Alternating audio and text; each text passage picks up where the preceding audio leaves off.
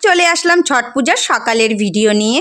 আজ বিকালবেলা সবাই মিলে যাবে ঘাটে পুজো করতে, আর সকালবেলা আমি স্নান টান করে চলে এসেছি আমাদের বাড়ির পাশে জেঠিমণিদের বাড়িতে। জেঠিমণিদের বাড়িতে দিদি ভাই করে ছট পূজা, সেই জন্য এসেছি মায়ের জন্য কিছু দিয়ে যাওয়ার জন্য। এসে পেয়ে গেছি প্রসাদ। কাল রাতে যে দিদি ভাইরা খেয়েছিল সেই প্রসাদটা আমার ভাগ্যেও ছিল একটুখানি, আমাকে দিল, খেয়ে নিলাম। তারপর সন্ধেবেলা এসে পড়েছি এই যে ঘাটে পুজো করতে। আমার কিন্তু বিয়ের আগে ছট পূজায় খুব এনজয় করতাম, আর আমার যে ফ্রেন্ড ছিল সে কিন্তু বিহারি ছিল, এর সাথে আমি ছট পূজায় খুব এনজয় করতাম। খুব মিস করি ওদেরকে এই ছট পূজাটা আসলেই। এর এখানে প্রদীপ জ্বালিয়ে এবার কিন্তু আমরা চলে যাব আশ্রমে। আর আমাদের যে বাড়ির পাশে দেবানন্দ আশ্রম আছে সেখানে কিন্তু প্রতি বছরই জগদ্ধাত্রী মায়ের পুজো করা হয়। ঘাটে থেকে ডাইরেক্ট চলে এসেছিলাম এই আশ্রমে পুজোতে, আর আজ ছিল ষষ্ঠী।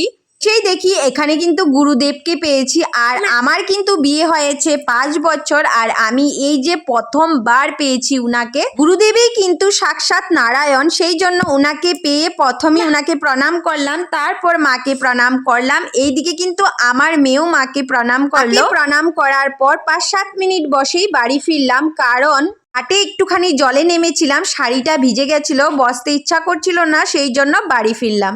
সবাই ভালো থেকো।